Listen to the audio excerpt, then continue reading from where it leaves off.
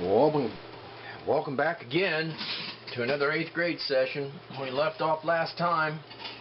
We were just getting into the coloring, starting with the large areas and working our way down to the smaller areas as much as we possibly can, starting with the easy stuff, working our way down to the more complex stuff. So I was working on the green mountain at the time. I'm going to continue on with the mountains during this session, and after that I'll pick out something else to go to. So my recommendation for y'all there is to I suppose put your earbuds in or whatever it is that while you're coloring that helps you get a lot of coloring done, because that's what's going to be happening here for the next about 37 or 38 minutes. It looks like I finally got the point on this green worked down to the spot where it's not all wobbly now. Now sometimes I do skip around in the drawing simply just to keep it interesting for myself, because you know, after coloring in large areas of the same color for long periods of time, man, you need to really sometimes, you know, just have some variety in what you're doing. I'm starting to get, my hands are starting to get pretty tired after all the various projects that I've been drawing on here, and with the 6th, 7th, and the 8th grade as well. So time is slipping past here, and the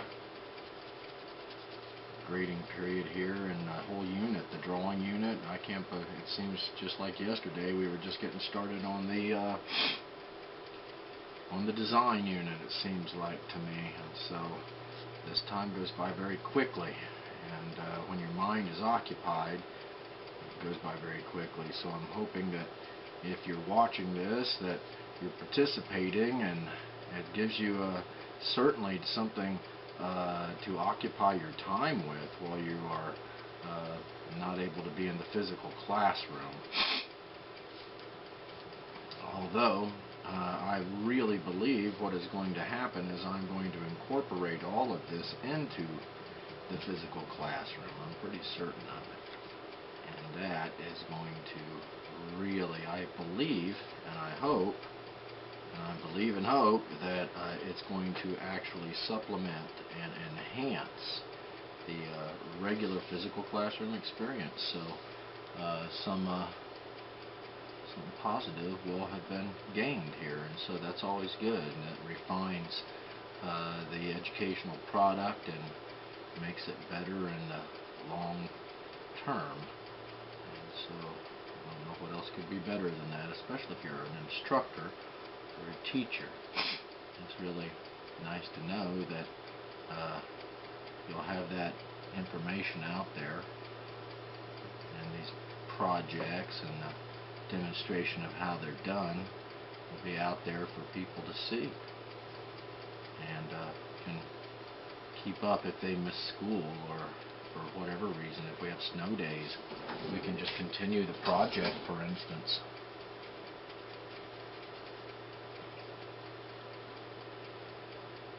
Okay, that's looking really quite good. I may be able to finish this portion of it out right here. What's left in this green colored pencil. It really stands out against the when you get it right up next to the lines of the drawing and really bear down on that opacity with that sharp corner. You can really, it makes the image in front of it really pop out.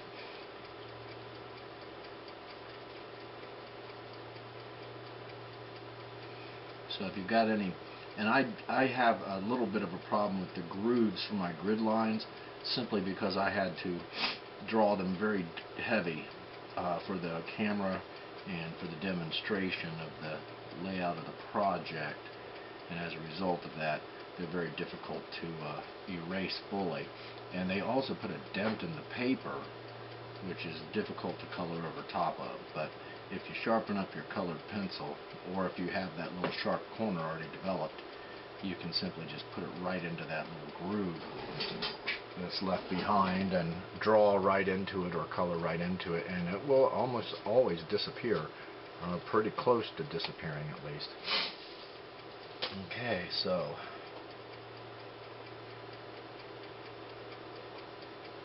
let's keep working here. So it seems like I'm coloring fast, and you would be right. In order to get these projects done, you've got to work fast but good. And I'm working about as fast as I can work and still, you know, make a good product here. So you have to find that flow state where it's working for you and you're getting everything is coming together like you want it to. Okay, I think I'm done with that. Now on my other mountain here, it shows that it's in light brown. I might go ahead and do that one just because I'm right over here and it doesn't take much space up, and it's a nice diversion from what's coming up, which is a lot of violet colored pencil in this case. So let's get our light brown going here. And it looks like it's got a good working point on it. So I think this is kind of a neat color. It's a kind of a sienna brown color, I suppose is what I'd call it. And we use this color in our painting unit a lot, especially on a project with the covered bridge. It's got a lot of this wood. It's really a versatile brown color. So there's every color has got this. If you've ever watched Bob Ross, of course you're aware of the fact that every variation of every color, there must be 1,000 different variations of every color. So I do like the idea of calling it, you know, the light brown. That pretty much describes what it is there. So these projects, though, I'll tell you, if you're not a dedicated student, or if you're somebody who doesn't have a good attention span or gets bored easy, art projects are not for you. And a lot of people have that problem when they sign up for an art class. They think it's going to be easy, that there's no actual work goes along with making artwork. Wow, I don't know where they learned that. So in this class there's plenty of work that goes along with making artwork, and so the work of learning is pretty complicated work, I think. Alright, so progress is being made rapidly, I think, on this.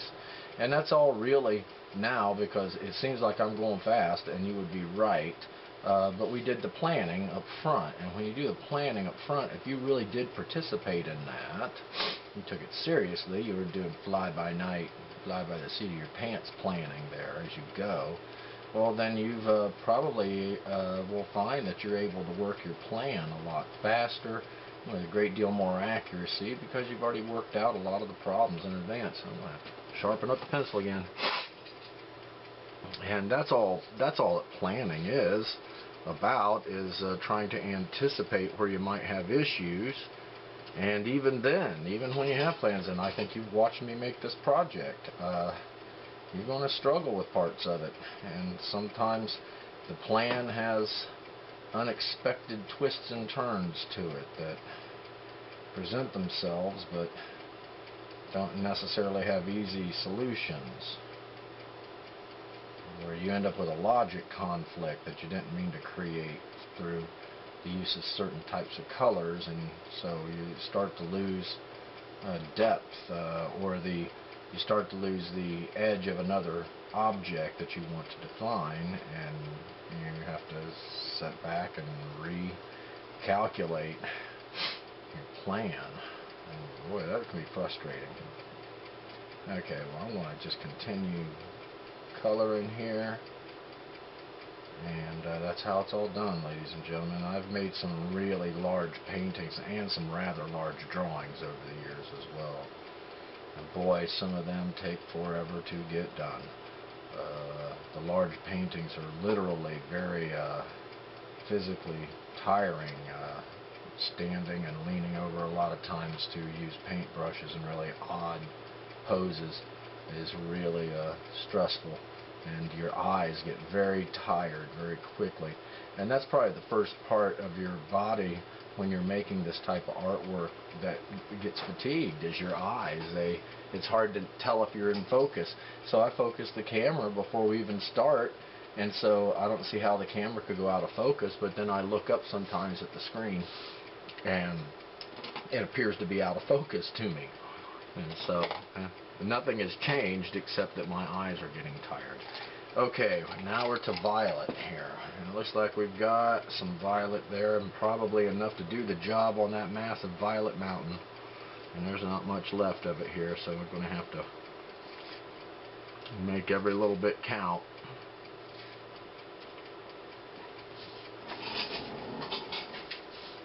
But it's starting to fill in pretty quickly, and that's a good thing. I think this violet looks fantastic up against this orange too. Orange is made with red and yellow, of course, and because of that, the yellowish aspect of orange plays very nicely against the violet. And the yellow and violet are opposite colors on the color wheel. So trying to, in the physical classroom, we would have a color wheel available right on the wall. In fact, it's painted right on the wall, in fact, and you could examine that color wheel, and it would give you information if you knew what you're looking about, how to use it, and about how to which colors to select for, whether you want the colors to match each other, or colors that you might want to select because you want them to stand out brightly against each other. And so these are, that's what the color wheel is all about. It's a tool that you use for creating colors, mixing colors, combinations of colors, relationships between colors as well. It's all on that one small 12 dotted circle. It's really quite fascinating, really, when it was developed. Legend has it by Isaac Newton, the astronomer and mathematician, who had a lifelong fascination with the human perception of color, and was interested in understanding how it is and why it is, but more how it is that humans perceive color, and through what biology and mechanism is it that humans can see color. And he's fascinated by that, and he finally stumbled upon the idea that it was a refraction of light, meaning that breaking light into its pieces parts is so if you've ever seen the picture of a triangle that's got a beam of light going into it and basically a rainbow, a spectrum coming out the other side, that's exactly what Isaac Newton kind of stumbled upon one day. It's really quite fascinating. He's perhaps the smartest person in human history, and he said that his discoveries were just like things that children find, shells on the seashore, that he didn't really come up with the ideas himself so much as he discovered them or found them. So he's a humble man for his extraordinary contribution to human understanding. Okay, well, all of that, I'm sure he would say, well, you got to keep working at it, though, even if it's your art project. So we're going to keep working at it. This is a ton of purple. Once this is done, it's like about a third of the drawing in this one area. That's a big mountain.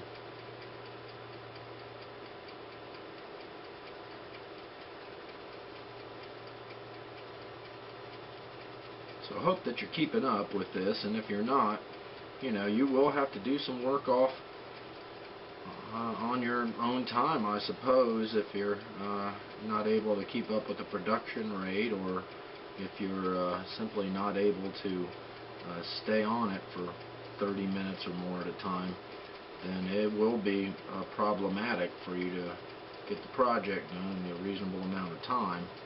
And there's a lot of project to be done here. Maybe I might change my drawing just a little bit so it looks maybe like there's some woods or something back in there. That would be helpful, wouldn't it? And then I wouldn't have to use this entire purple colored pencil up. So what I'm going to do is just kind of draw in some loose foliage back here, so like a tree line or bushes or something in the background. And then I'm going to give myself some permission to not have to color so much purple in here. It's killing me.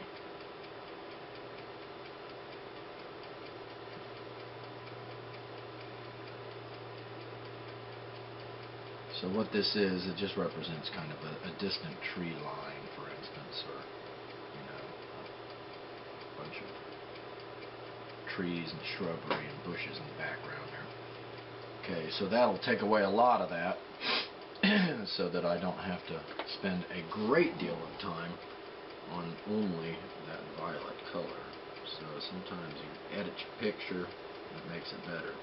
Worst case scenarios, I can always go back to the completing it with the purple if I have to, but I'm going to try to avoid that if I can. I like these strange spaces down in here created between trees.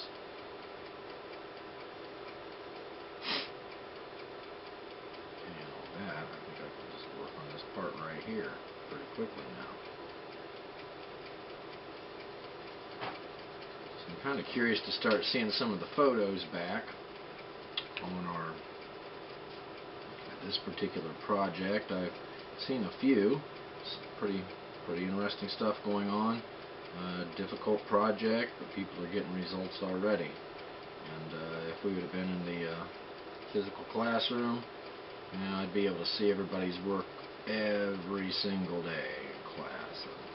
And that's really the way it ought to be. And that's the advantage of the physical classroom, is that actual physical interaction and the ability to see what you are actually doing and what your neighbor is actually doing, and how far people are getting in the project compared to how far you may be in the project. So it's all part of that experience. It's kind of hard to duplicate that in this type of instruction. However, you know, if you have faith that there's people out there and you all are watching and you're participating, and I have some faith that you are, then you are learning. And I'm learning that I'm about out of that violet colored pencil right there. I'm going to have to sharpen up again. Yeah, when you scratch it, it's kind of hard to go back and really work to get those scratches filled in. Same thing if you've got dents in the paper from previous portions of the drawing. That's a bit of a pain in the neck as well. However, this is starting to come together. And that really sharp definition between that violet and that orange is fantastic. Okay. I think that I'm going to have to sharpen here. I can feel I'm running out of...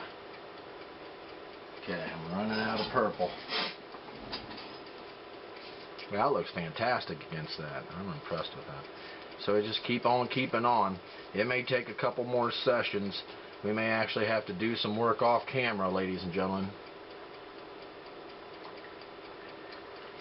to get it all taken care of in the appropriate amount of time here before we run out of time for the unit and time for the grading period, and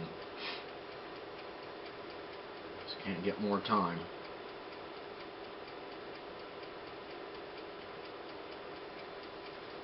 Alright, see, there we go. Now we've got that one section starting to get closed off, and that's progress, is what that is.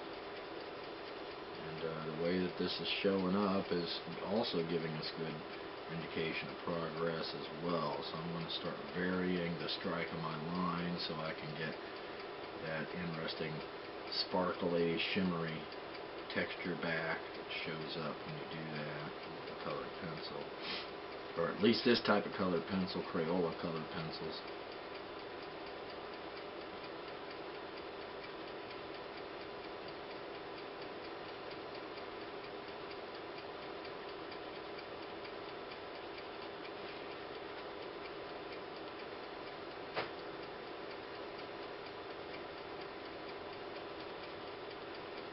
Alright. And normally, if I were working in my own studio on my own project and it were in a class, I'd have music blaring in the background. And I'd take the telephone, turn it off, take it off the hook so nobody could bother me while I'm trying to work. Shut the doors, tell people leave me alone, go away. So, but I'm conducting a class, and so that's really why there's no music. I think I started out with some music earlier in our e-lessons here, and I got hit on YouTube for copyright. I got a copyright strike on me against them, and so I'm really not allowed to do that. But I'm not going to monetize this, meaning I'm not going to sell my intellectual property here. So they said it wasn't a big deal, but I'm kind of surprised. I don't know how that even got brought to their attention, but I guess they're watching everything. It goes on YouTube, and it's a lot of stuff. Okay, this project is starting to show up nice here. I can, as I move around the coloring a bit, and I can see the opacity of it, and I can also see the strong contrast, the variation in the colors against each other here.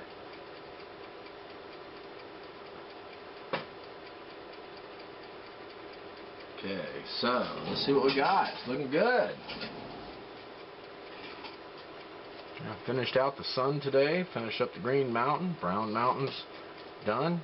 I'm hoping I'll be able to finish this violet mountain before, ooh, that's a very pointy point. That's not my normal way of working. Before we run out of class time today, but we're just getting into the large areas first. I'm glad I put the tree line down here. It'd take a month of Sundays to finish all that. And it looks better anyway, so it will look good when it's all done that way. So I'm glad I stumbled across the need to do that. I don't think there would have been enough purple colored pencil. My goal is to get through the entire drawing unit and design unit with one 24 pack of Crayola pencils here, and so I was on the verge of making that happen. Let's see if I can dial it in.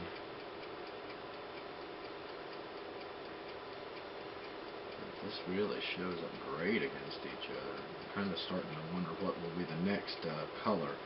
As you start closing in on the finish of one color, you start to get ideas about the next section.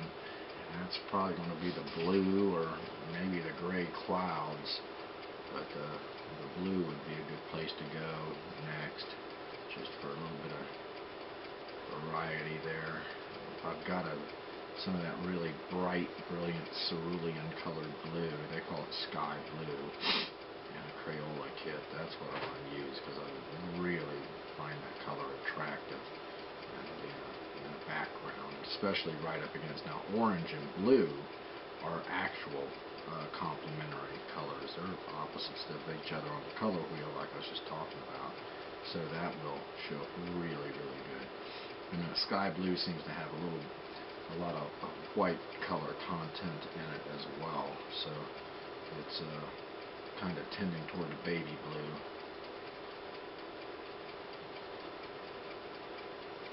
And always go back, check the opacity, try to be accurate with your markings. You know, yeah, this is doing just fine.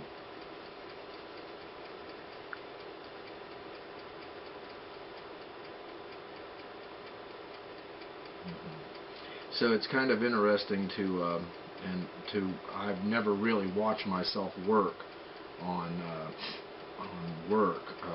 art project. I've taken photos of projects as they were in progress, but I've never actually shot video of myself actually working on a project, and so it's been kind of fascinating to watch these projects come together as we've been doing these videos. So it's if you ever get a chance to, maybe that's pretty common behavior in young people, but it's kind of odd to. Although I've seen people do it, I've watched videos of people making paintings, and then they do a time lapse of it. It pretty much takes a photograph like once every 5 minutes, and then when you run it at a fast speed, you can see the progress on these paintings happen very quickly, instead of having to, you know, watch it for which is days, scores of hours many times, to make a complicated painting. Years in some cases. Okay, I'm starting to get this together here. I like that.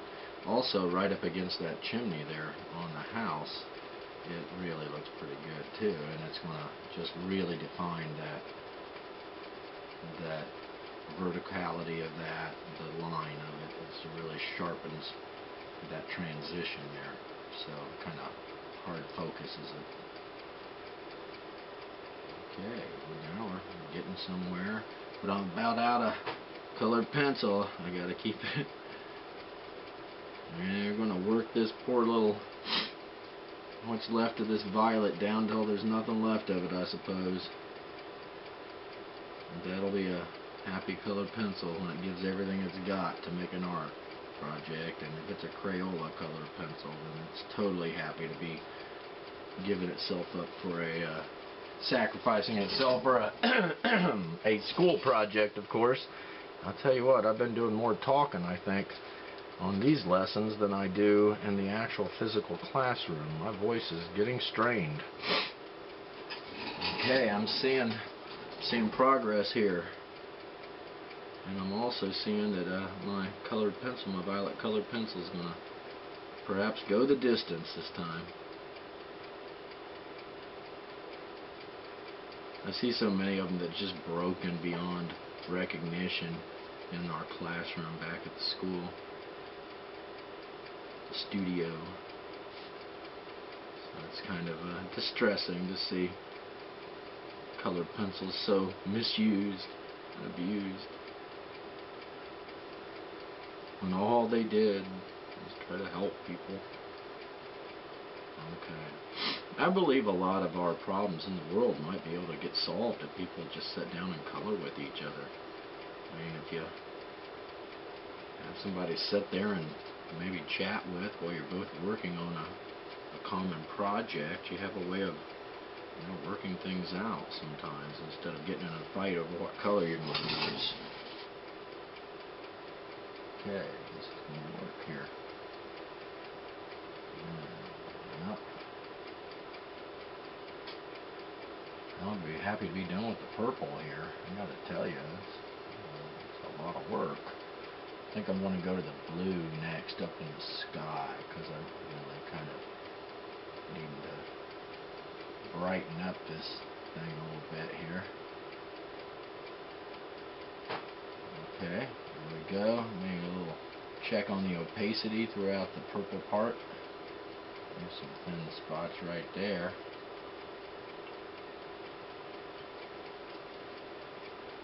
Seal them down. Stuff could be permanent someday. They might dig it up. Who knows? They dig up stuff all the time. If it was made permanent, that's how we find it. Okay, that looks pretty good. Let's dust it real quick, take a look and see what we've got here. Well, that's looking pretty good. So I think I'm going to look for some of this. It looks like this sky blue is looking pretty good. I've got a pretty good one. It's already got, I almost hesitate to sharpen it. That'll be alright. Now I'm going to start, let's see, just right here above my mountain. Make it happen. Oh no, my lead is funny. I pressed too hard. Okay, so now I'm going to have to baby it.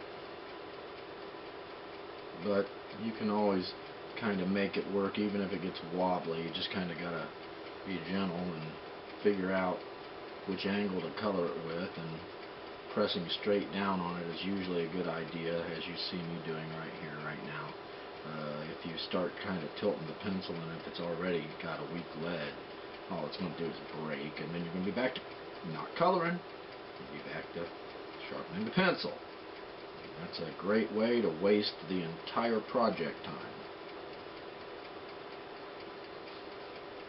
So I think one of the reasons I am able to make progress rapidly on a lot of these projects is just because I spend almost no time sharpening the pencil.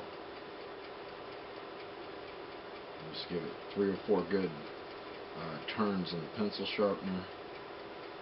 That's at your desk. A little cut by your seat.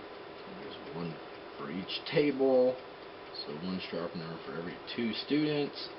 Should never have a problem. And if you do, just come see me and I'll try to get you a better pencil sharpener if I can. Change the blades, or maybe it's jammed or something. Okay, that looks pretty good already. Let's get up in here next one.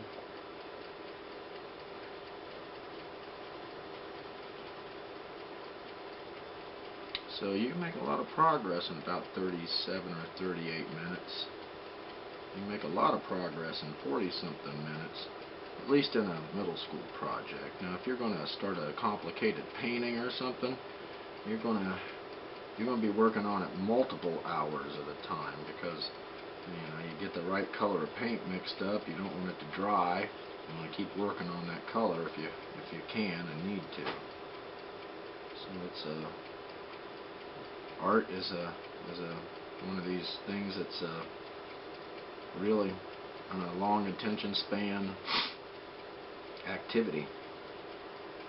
But once you start getting results like we're starting to get in this particular drawing, then it seems like it was all worth it. Seems to me. Okay. Now we see this. I use this radial sun and sky kind of motif here a great deal.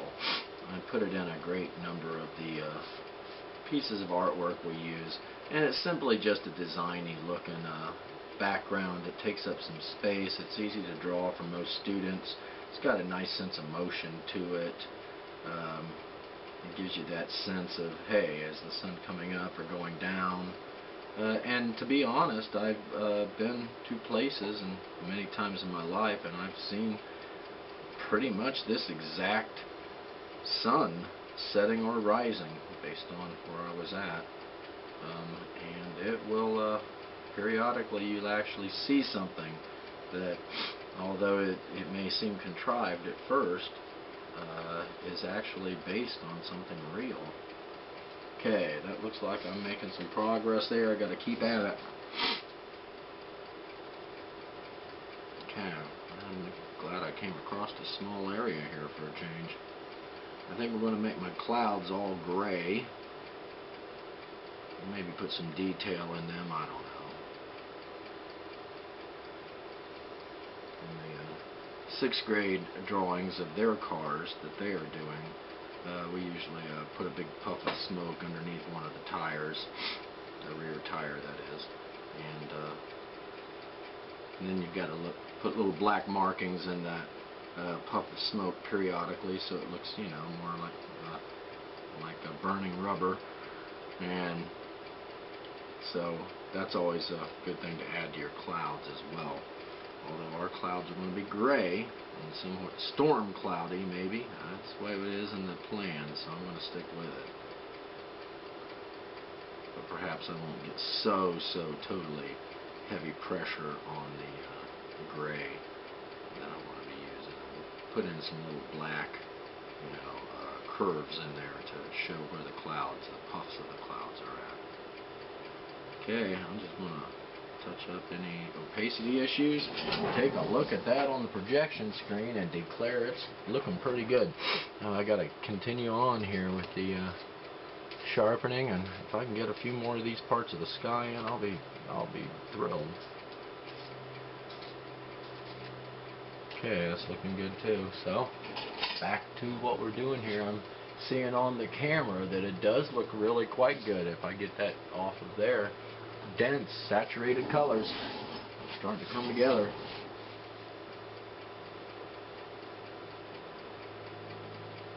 Almost like a painting.